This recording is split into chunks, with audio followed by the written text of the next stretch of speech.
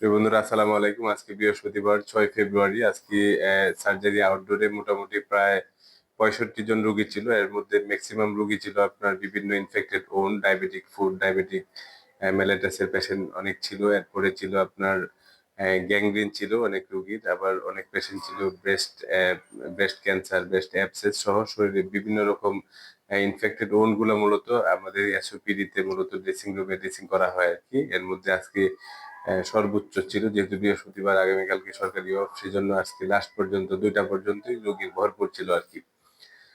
তো এখানে আমাদের রুগী দেখা এবং রুগীর ড্রেসিং করার যে এক্সপেরিমেন্ট থেকে আজকে 2টা কথা বলবো যে আসলে মানুষের যখন কোনো একটা জায়গায় কোনো একটা অঙ্গের মধ্যে পচে যায়, ইনফেকশন হয়ে যায়, ওন্ডটা বড় হয়ে যায়, অনেক বড় রকমের ওন্ডি এখানে আসে, যেহেতু একটি টারশিয়ারি লেভেলের হসপিটাল। সারা চট্টগ্রাম থেকে বিভিন্ন জায়গায়, জেনারেল হসপিটাল এবং উপজেলা থেকে অনেক জায়গা থেকে এখানে রোগী আসে। বিশেষ করে গরিব এবং খুব খারাপ রোগীগুলা বেশি আছে। এত অবস্থা খারাপ, পচনশীল অবস্থা হয়, যেটা প্রাইভেটে বা অন্যান্য কোনো জায়গায় ডাক্তার বা অন্য কোনো স্বাস্থ্যকর্মী এটা ধরবেই না ড্রেসিং করার জন্য। এটা অবহেলিত অবস্থায় এরকম ভাবে পড়ে থাকে।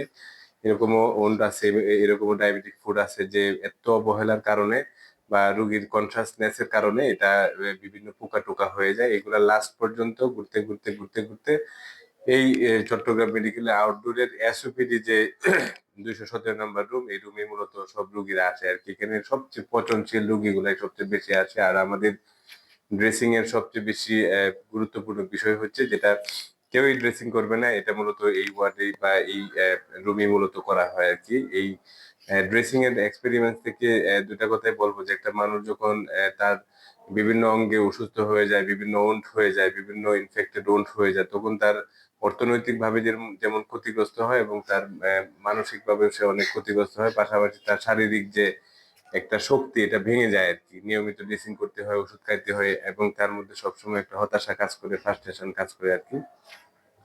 হাজার রকমের রোগী এখানে, ডগ বাইটের রোগী, বিভিন্ন ক্যান্সারের রোগী, হেপাটাইটিস বি এর রোগী, টিবি রোগী, সমস্ত টাইপের যেকোনো রোগীরই যদি ড্রেসিং এর মতো কোনো একটা সাবজেক্টিভ প্রয়োজন হয়, সেই রোগীটাই মূলত এই সার্জারি আউটডোরে দেখা হয় আরকি। এখানে সর্বোচ্চ রোগীও মানে দেখা হয় আরকি। যাক বন্ধুরা, আজকে এই পর্যন্তই এসওপিডি থেকে। সবাই ভালো থাকবেন, সুস্থ থাকবেন। আসসালামু আলাইকুম।